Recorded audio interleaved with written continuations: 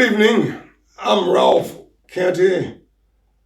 It's my proud pleasure to host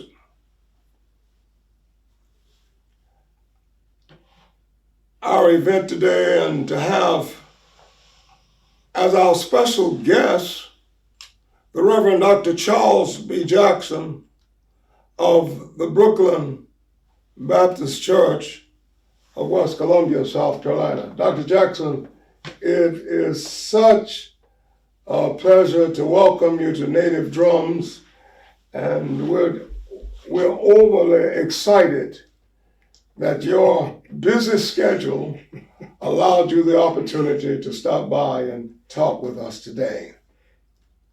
Let me tell you, it's my good pleasure to be here, and I'm both honored and humbled that you would have me to come and to hear you speak of being overexcited. I don't know about being overexcited, but if there's another word on the other side of overexcited, that's how I am about sitting in this seat next to you, man, and being a part of this program today.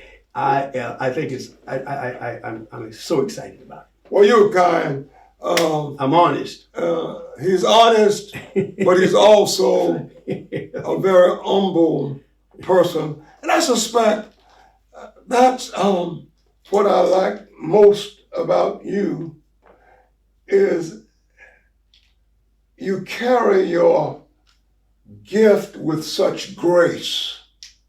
You know how to assimilate and to relate and to fellowship with pastors at all levels and with people at all levels. It says a whole lot about the true character and the nature of Charles Jackson. So again, thank you for coming. Many of you who are watching today know Dr. Jackson, or you have at least heard of him or had the privilege of sitting under his preaching.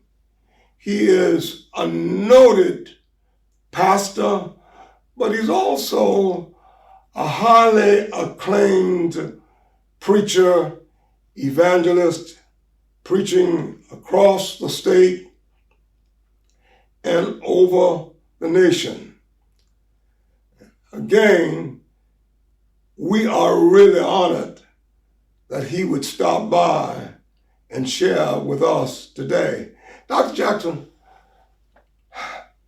you've had a brilliant career, but tell us a little bit about your start, about your childhood, what life was like before you arrived where you are today.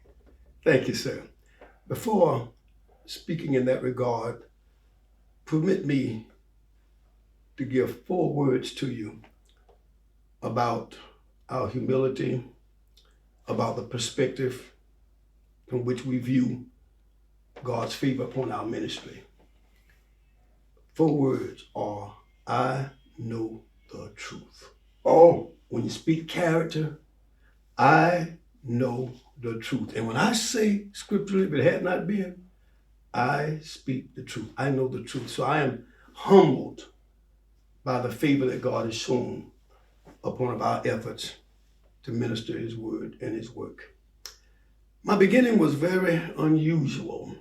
If I were to take you all the way back to when I was 2 years old, my sister tells of persons asking me at but 2 years old, what are you going to be when you grow up? And she said, I would always say, I'm going to be a preacher. I couldn't say preacher. 2 years old, I'm going to be a preacher. Now, what was most unusual about that is that there were no preachers in my family. wow. Parent, grandparent, uncles, not even a distant cousin as a preacher. So we have no idea where that possibly could have come from at the age of 2. But that's what my sister says. I would say, I'm going to be a preacher. Wow. And growing up in the Sunday school, the Christian parents I had, Thomas and Isella Rump Jackson, of course, we grew up under the spirit of loving God, attending church regular, being active in the church all day on Sunday like so many of us did. But when the call seemed to have come to me, it came in an unusual way. My mother would tell us how I just find myself preaching whatever it was I was saying in my sleep. Our family was somewhat poor, the poorest of the poor in the neighborhood. I didn't know anything about indoor running water until I was 19 years old. And I had 3 brothers, all younger than me, divided by 2 years each. And 2 of us slept at the foot of the bed and 2 of us slept at the head of the bed in the one bedroom that I would have. And my mother would have to come in there and say, "Charles, go to sleep. You're keeping everybody up. Be quiet." That seemed to have been some of the early beginnings of whatever this call of God upon my life was in becoming a preacher. Preaching in my sleep, being awakened by my mother, saying I'm keeping people up, be quiet, etc. and so on. And then at the age of 9, I preached my first sermon at a church called Pine Pleasant Baptist Church in Greenwood County. Wow. 9. And then afterwards, 10. My parents thought something was wrong with me. You know, something got to be wrong with Charles. He's not all there. Because of my supposedly peculiar behavior as a kid growing up. And so they were concerned about me. And so they went to the principal of the school I attended at the Lakeview School, who was himself a pastoring preacher, Dr. M.D. Bogan. And Dr. M.D. Bogan reminded them of the call of Samuel and said, "You don't know what God is doing with that young man. Leave him alone." So then after having spoken with the principal of the school, she then went to our church pastor. They gave me an opportunity and I became licensed to preach at the age of 10 and I was ordained at the age of 12. Wow.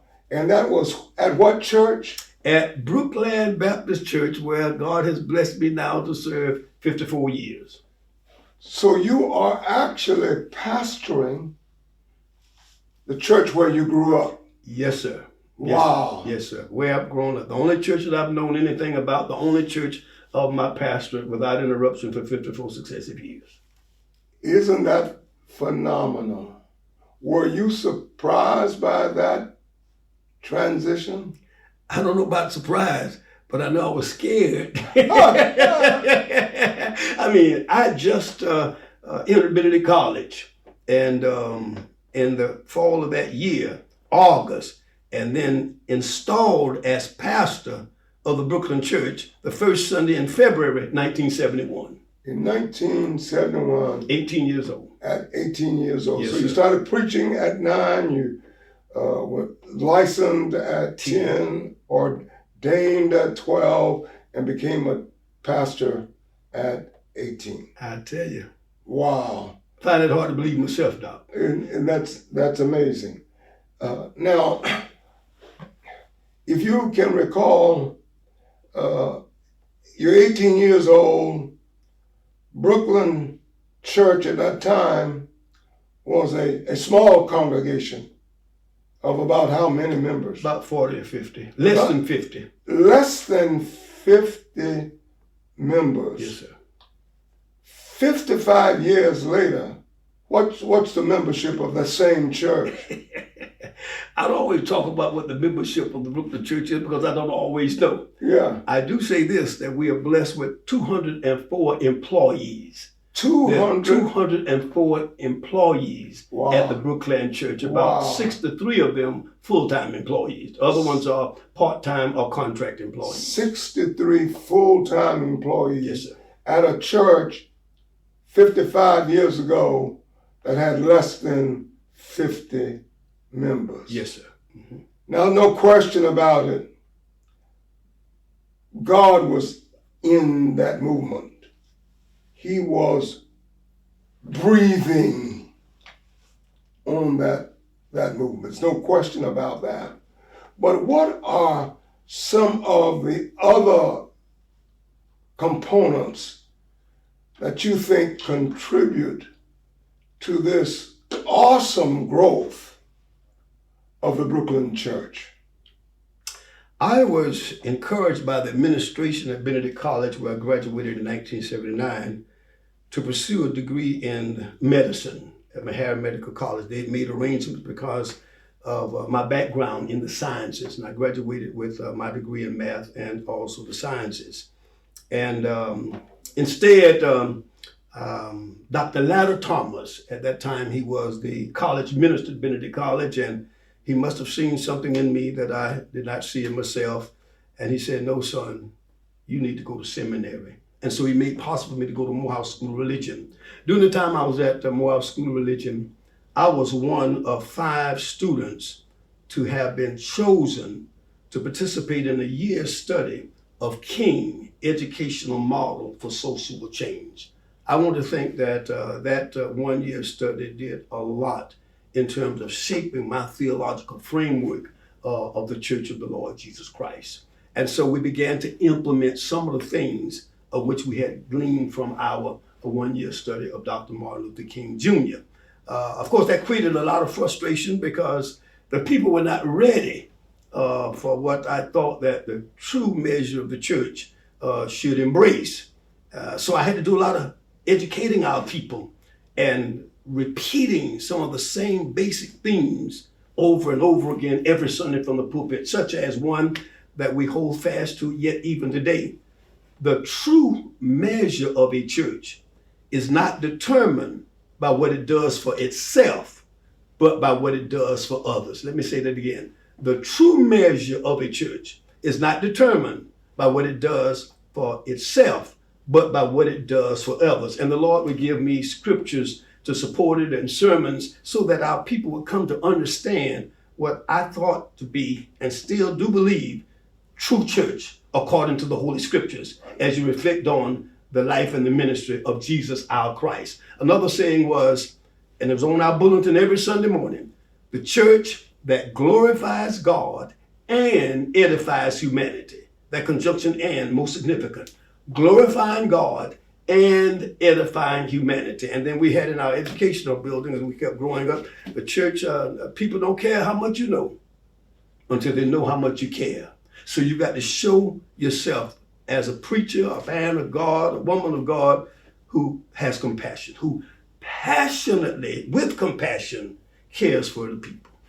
And I think that those are the things that perhaps sort of encourage a kind of growth in the ministry, not for itself, but by what it does for others. So we were beginning to define the church in the late 70s from a perspective of which at that time many of the churches were not doing. Okay. Tell us a bit about some of the various ministries that the Brooklyn Church now offers to the community to make ministry holistic and meaningful for those who are in the congregation as well as for those that are part of the local landscape. The true measure of a church is not determined by what it does for itself, but by what it does for others. Because of that, we embraced a theme that perhaps differs from the themes of most churches. Our mission statement is this: to proclaim the gospel of Jesus Christ as a church now through evangelism, education, and economic empowerment. Of course, the primary mission of the church is evangelism, winning souls for Christ. But that component of education became very, very important. As a result of that, we proposed a number of academic programs at the church. The Basic Child Development Center, Academy Child Development Center. But we have a strong scholarship program.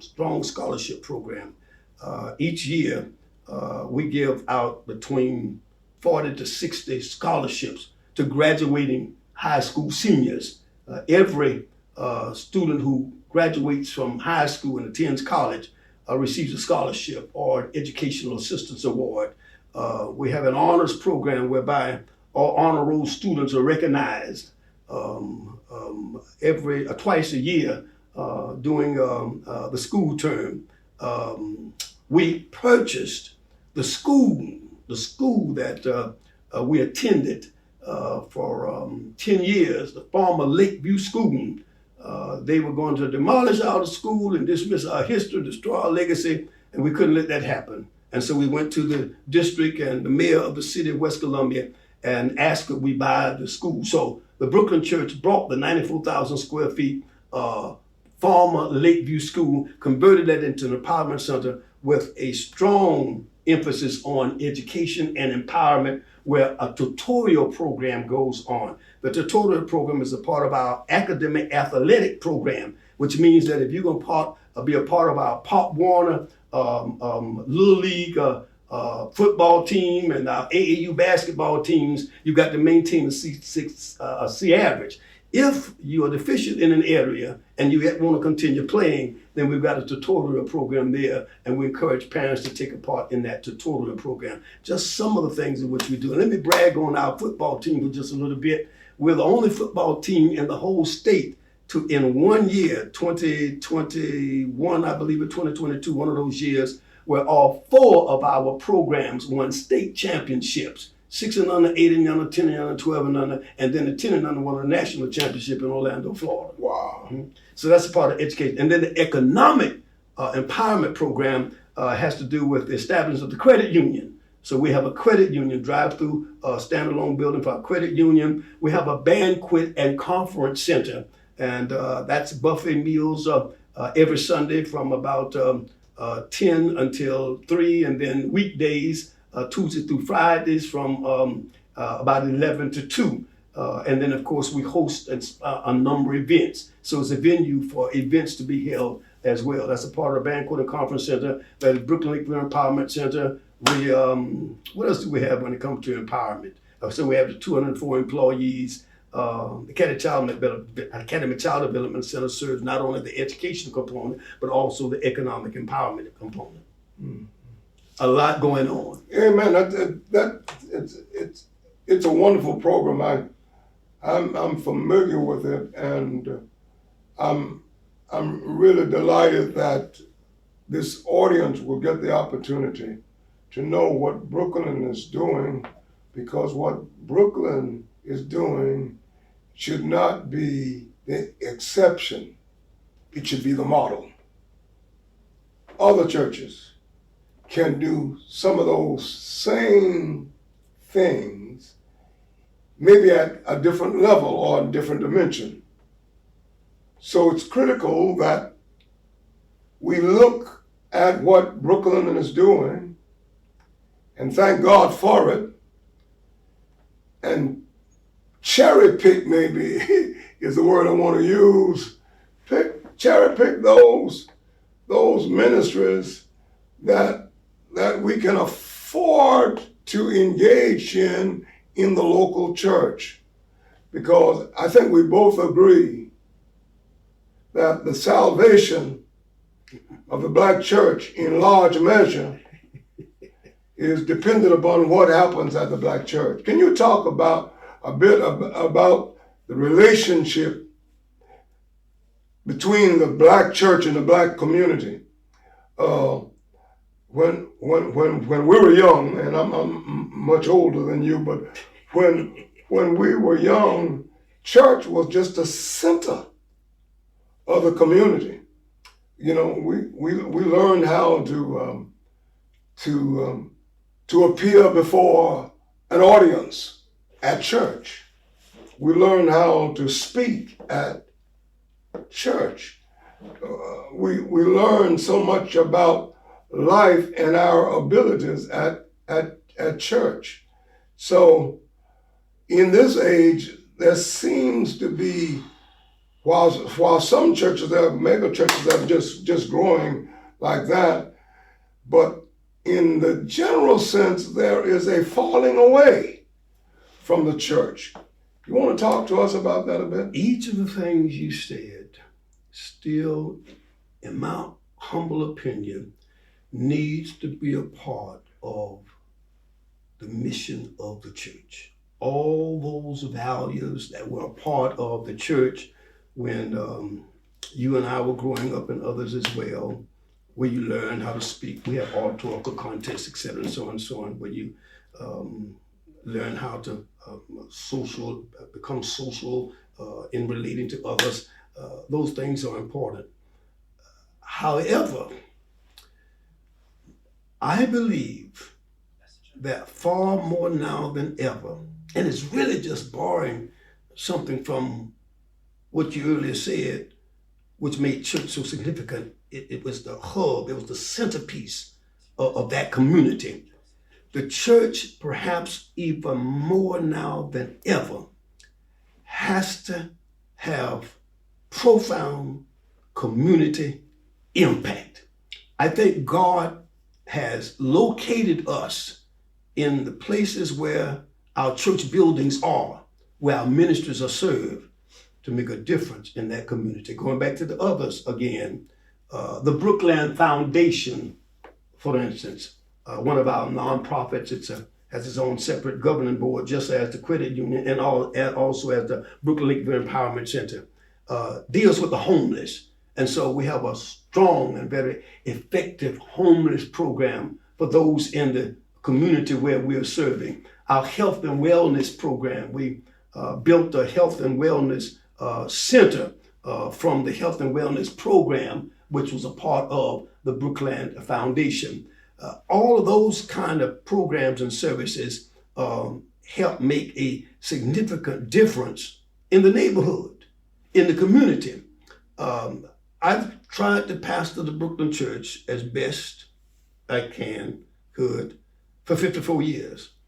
But I've never been happier or more excited about what God is doing than I am right now. And one of the reasons is because of the impact being made in the neighborhood where I grew up. Last year, we gave $1.3 million back to the neighborhood in programs and services, making a difference in people's lives. And because of that, we just recently, on Resurrected Sunday, returned to worship at 1032 Monticello Street, where we left 33 years ago. We renovated that building after that building had sat for 33 years, and we began a worship service there in the neighborhood every Sunday at 10 a.m.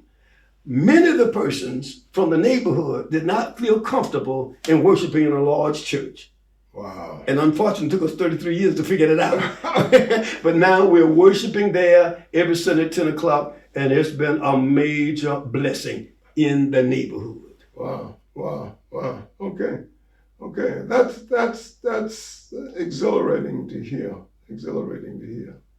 Well, let's turn our attention, our focus for a minute to the national scene, if you don't mind. Our government is shut down. 6 days. 6 days. We're shut down. We had a dysfunctional government to what I'd call to the highest level. Because it's perhaps been dysfunctional even before the shutdown.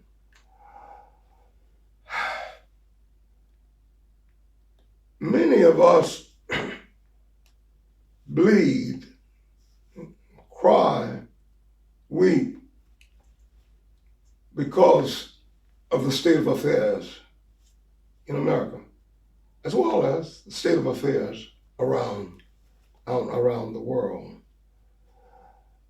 But it concerns me, Pastor Jackson, that seemingly so many people are insensitive to what's going on.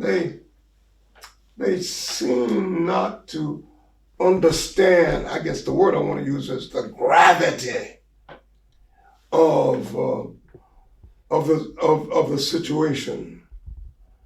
I read just over the weekend where a recent poll was taken among black voters, and the number of supporters for the present administration has actually gone up. And I'm bewildered by where we are. I'd love to hear your stance on America the beautiful or America the ugly. Where are we? Thank you for asking me and giving me the opportunity to try and address that. The Brooklyn Church now has 4 different locations. We have the Monticello Street where we formerly were, the West Campus where we are. 17 years ago, we planted a church in Northeast Richland County, which was is one of the fastest growing regions in the state. And then we have our Brooklyn Beyond audience. We have a pastor of B2. He's the minister of online engagement. He's a part of the staff. So recently, and the reason I reference that is because the campus pastor of the Northeast locations, like a son of mine, Dr. Christopher Levy Johnson, he has a PhD degree in African American history.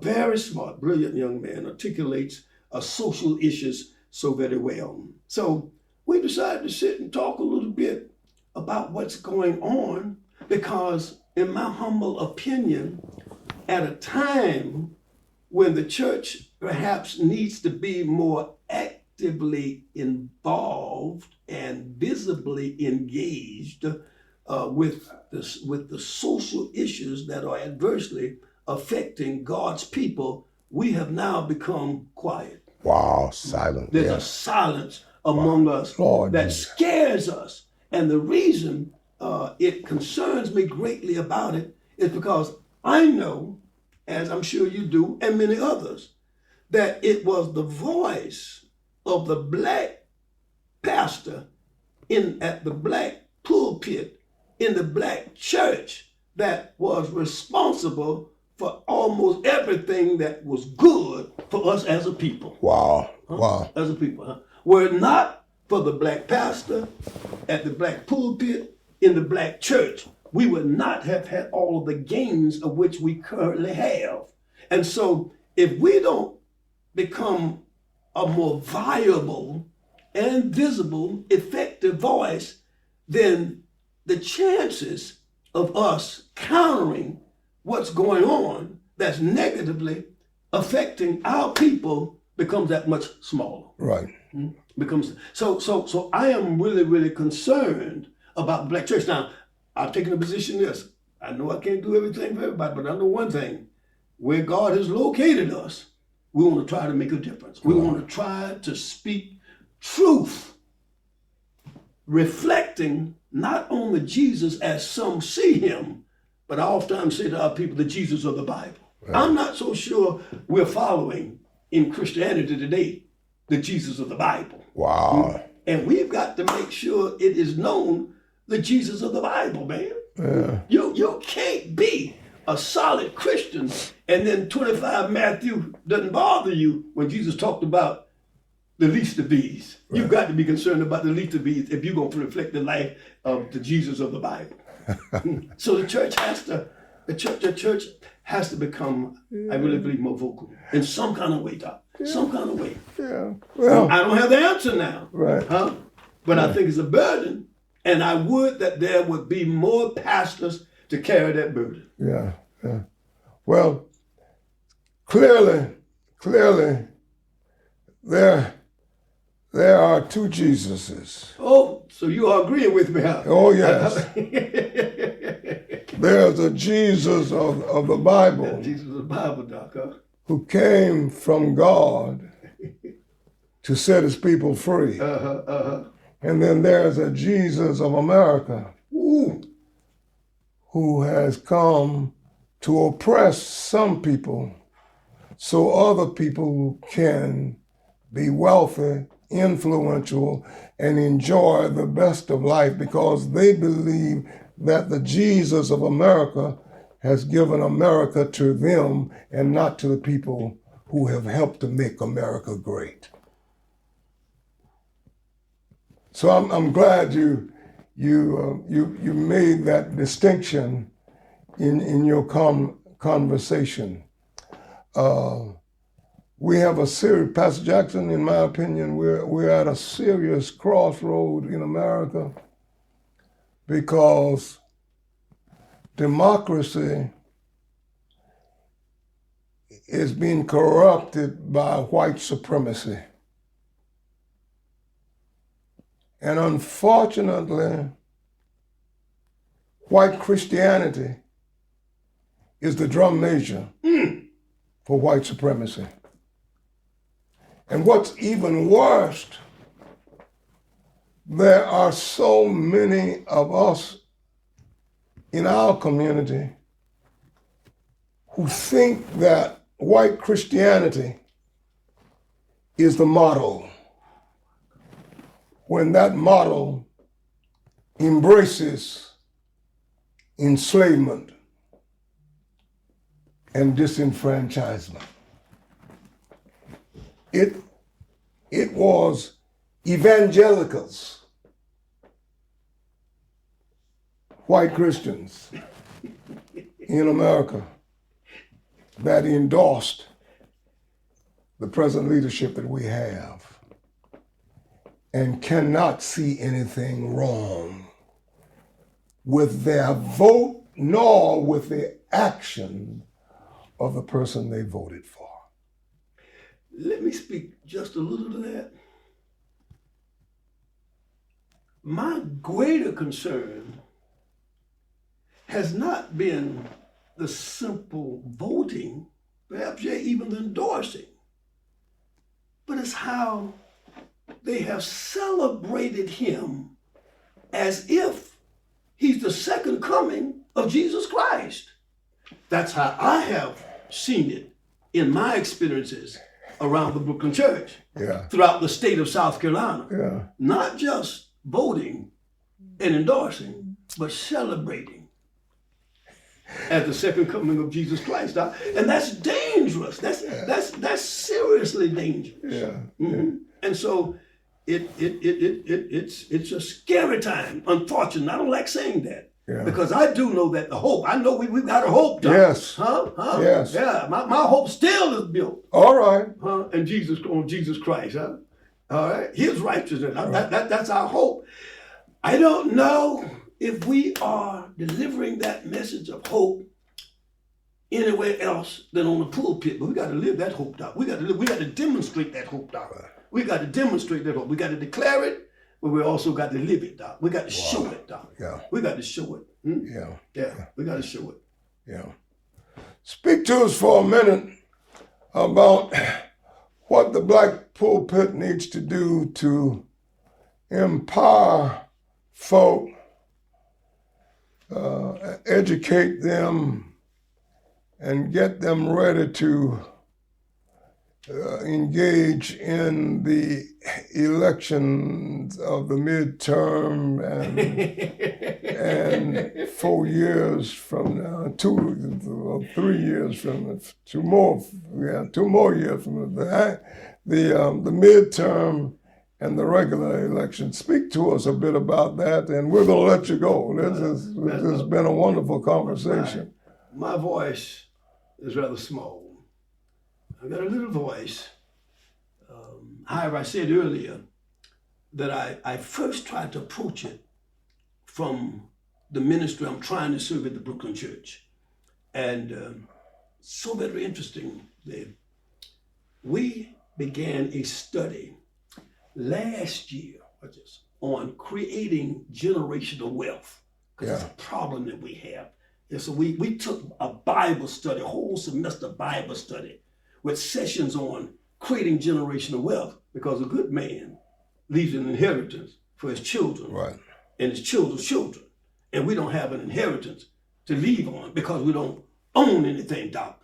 We own less proportionately now than ever as a black community than we did in the 50s and the 60s. That's right. We had business that not only were sustained, but they thrived years past. But when you look at our communities now, we have far less now. So I'm teaching a course now after coming out of creating generational wealth. I'm teaching the book of Exodus because I learned that many of my white friends had never heard a sermon from the book of Exodus. Wow. Told me, Dr. Jackson, have you ever preached a sermon from the book of Exodus? Yes. The only time they heard anything about the book of Exodus was the Ten Commandments. Had never heard it. So we're teaching now Exodus, Journey to the Promised Land. And the theme of it is not that, that's the topic. The theme is, it starts with me. Wow. It starts with me. Yeah. We are journeying to promised land living. And we set up through our, and I'm going to come to what you're talking about, we set up through our creating generational wealth classes the possibility that by the year 2045, we hope to have at least 50 members of Brooklyn a part of the Believers Millionaire Club. Wow. The Believers Millionaire Club. So some have already started that journey, and they're not to touch the plan that we put in place until 2045. So I already told the Lord I got to stay around here to 2045 because I've got them started on this path to becoming a member of the Believers Millionaire Club. Now, as far as the elections of the midterms, I'm old school in a number of ways now. I can understand, and please correct me if in error, I can understand why it is so difficult for us to return troops on the ground during election time. I tried to say, back in the day when we were trying to get somebody elected, I know in the neighborhood where I live, we asked for some funding to staff some persons leading up to the election, assigning certain streets and certain highways and certain small neighborhoods in the community, and then being totally responsible for getting those persons to the polls. Such as, if I got a list of 50 persons to whom I'm assigned, then I'm going to contact them, all right? During the middle of the day during the election, I'm going to call, have you been to the poll yet? If they have not been to the poll, we're going to provide transportation for you to get to the poll. In my neighborhood, in our community, we've gotten away from that. Being certain that you are responsible for a list of persons and giving you some funding a little bit to help you make certain these persons get to the poll. If we don't get them to the polls, we might as well forget it. Yeah. And so who's going to be responsible for getting them to the polls when most of us are irresponsible people? Wow. Huh? That's my opinion. Right.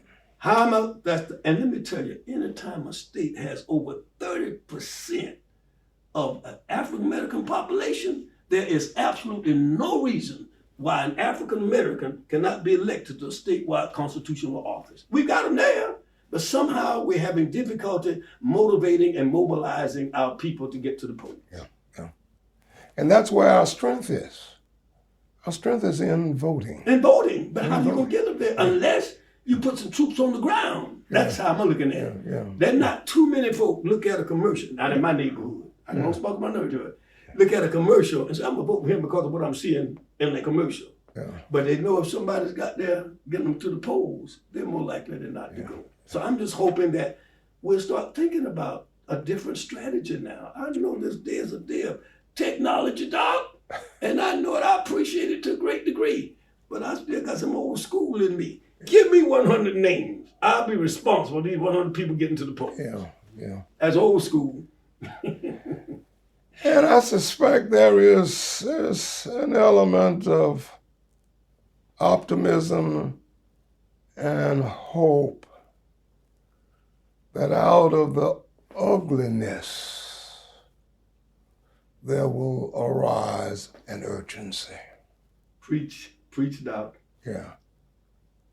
So let us continue to work with our people, work with our pastors, help them to crystallize a vision and a clear message so that we can do what we both feel that God has called us to do, not only in terms of preparing people for eternity, but for the here and the now. Thank you for the great leadership you're providing the Brooklyn Church and to South Carolina and to our nation. It's a wonderful pleasure to have you at Savannah Grove and for Native Drums, and we hope to have you again real soon. Thank you, sir. Thank you for the time, Bishop.